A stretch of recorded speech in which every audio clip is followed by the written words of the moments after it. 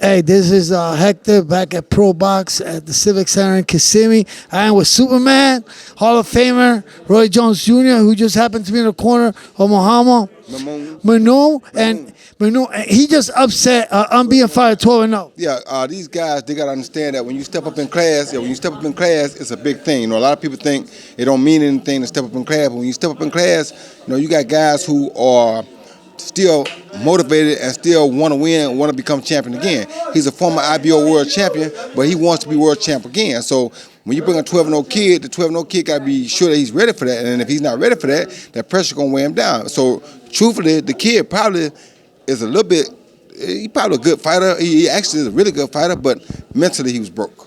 You know, he's 23-5, so I mean, he has all the experience behind him. And that's the thing. When you fight, you try to take your guys to the next level, but sometimes they don't pass that test the first time. I'm sure the kid will be back though, because the kid is a really good fighter. But sometimes when they take that test, they don't pass it. He didn't pass it tonight. And then he had you in the corner, so that just make things easier for her. Hey, Chad, man. Besides, we had in Tokyo this Tuesday morning was my birthday, and I was up and early.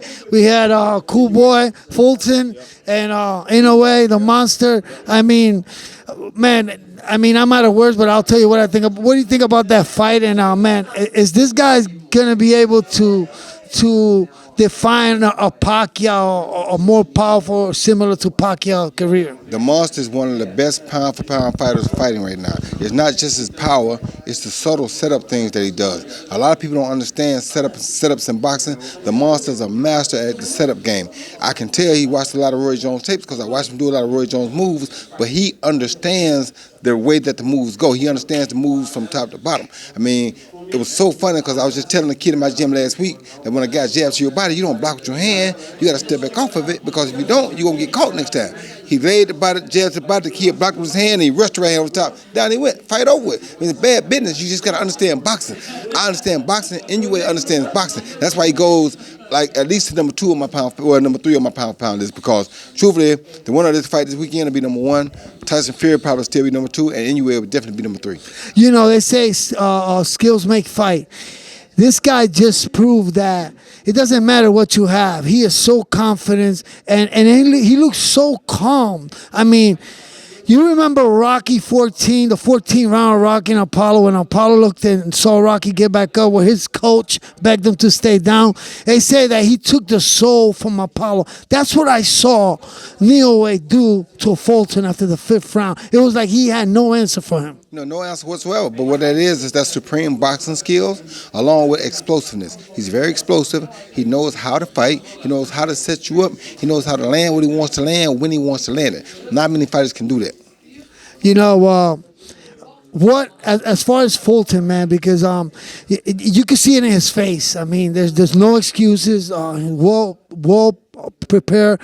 A guy that he's earned every right to be there. He has beaten so many different fighters, unbeaten. These guys were equally as far as resume, but the skill, it was just like way off. Like I tell people all the time, when you're explosive and you have power like that, you can have explosive power, and you know how to use it, weight doesn't really matter. So moving up in weight, Inoue still should have been the favorite, because when he moves up in weight, he takes everything with him because his foundation is so strong. So it's like, I mean, you just got to understand boxing. And that's what happened remember when Bazooka Gomez went up to fight some of those challenges, and he was supposed to be the smaller man, but this time it was vice versa. Yeah, but Salvador was the superior boxer. Yeah, okay. Gomez wasn't. Gomez was just a knockout puncher. Okay. Inoue is not just a knockout puncher. He's a knockout puncher with superior boxing skills. That's almost Roy Jones-ish. I've seen him do the hand behind his back. I seen him sit the jab up to the body and land around. I see him do a lot of my moves. Yeah. Inoue knows what the hell he's doing. A lot of people don't know. He knows what he's doing. Gomez was a good fighter, but Gomez was a knockout fighter. Sanchez knew what he was doing. That was the difference. You know, congratulations again, man, because you always have so much wisdom. You were so great. When you used to fight, and fights had to be made, it didn't take so long. Now, let's get back to Saturday, July 29th. This fight with Crawford and Spence. Literally, I think that if Tank Davis fight and Ryan Garcia would have maybe done. This fight would have been either. I almost agree with you. That not only Tank Davis and Ryan Garcia, that was a start. Then Devin Haney and Lomachenko, that was another big fight. So these guys have to keep up, or they're gonna fall out. And they also have another guy on their heels by the name of Jerron Ennis.